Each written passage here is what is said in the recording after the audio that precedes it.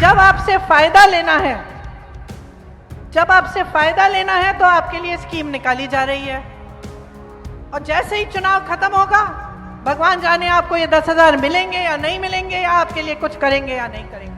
और जब नियुक्तियों की बारी आती है, टाइम आता है कि इम्तिहान दोगे नौकरी के लिए, तो क्या होता है? पेपर लीक होता है, घोटाला होता है, वहां भी चोरी होती है, हर जगह घूस है, हर जगह चोरी है, हर जगह भ्रष्टाचार है। यहाँ पे आपके प्रदेश में कौड़ियों के दाम पर जमीन बांटी जा रही है बड़े बड़े उद्योगपतियों को। आपको क्या मिल रहा है? आप जानते हैं कि अपराध कितना बढ़ गया है। सिर्फ महिलाओं पर नहीं, बच्चों पर भी बहुत बढ़ गया है, और अति पिछड़ी जातियों पर, दलितों पर तो बहुत ही ज्यादा बढ़ गया है, अल्पसंख्यकों पर बढ़ गया है।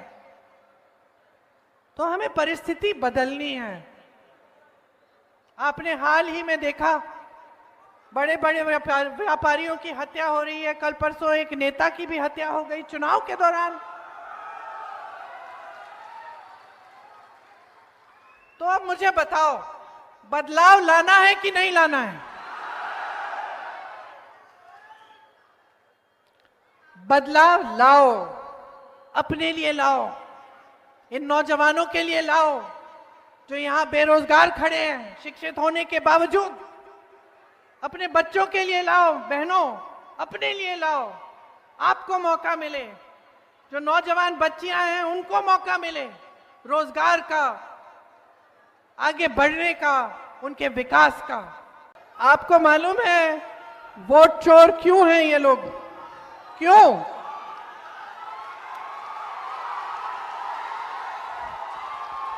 वोट चोरी क्यों कर रहे हैं मालूम है?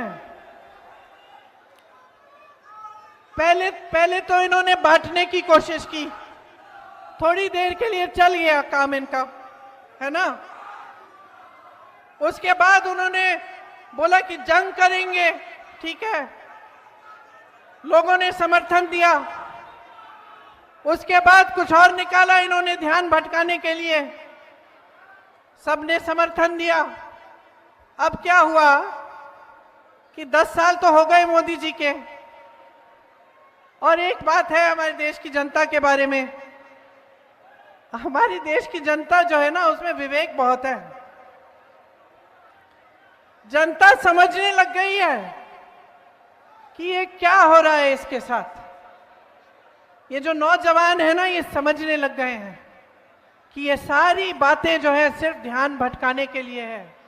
कोई इनकी रोजगार की बात नहीं कर रहा है, कोई शिक्षा की बात नहीं कर रहा है, कोई महंगाई घटाने की बात नहीं कर रहा है, कोई उद्योग लगवाने की बात नहीं कर रहा है, सब ध्यान भटका रहे हैं। अब जब जनता जागरूक हो जाती है तो ऐसे नेता जो है ना, जो अपने ही महलों को बनाने में पड़े रहते हैं, जो अपने ही चेहरों को चमकाने में पड़े रहते हैं, ये घबराने लगते हैं। इसीलिए वोट की चोरी कर रहे हैं। ये वोट की चोरी कर रहे हैं क्योंकि ये जानते हैं कि इस देश की जनता जाग चुकी है। सालों से सरकार रही है, वहां मोदी जी ने अपने रिमोट कंट्रोल से चलाई है। आपके लिए क्या किया?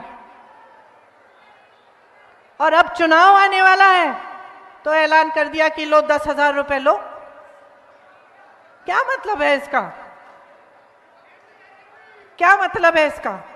कि जब आपसे फायदा लेना है, जब आपसे फायदा लेना है तो आपके लिए स्कीम निकाली जा रही है, और जैसे ही चुनाव खत्म होगा भगवान जाने आपको ये 10,000 मिलेंगे या नहीं मिलेंगे, या आपके लिए कुछ करेंगे या नहीं करेंगे।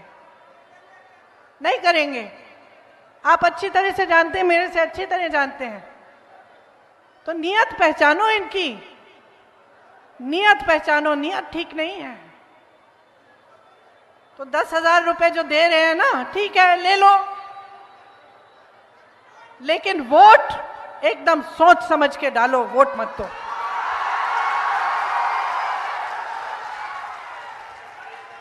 वोट मत खरीदने दो।